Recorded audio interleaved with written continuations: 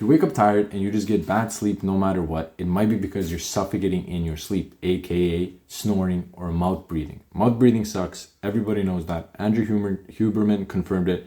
And this is a hack on how you can stop doing it. Instead of breathing like that, you're going to breathe like this.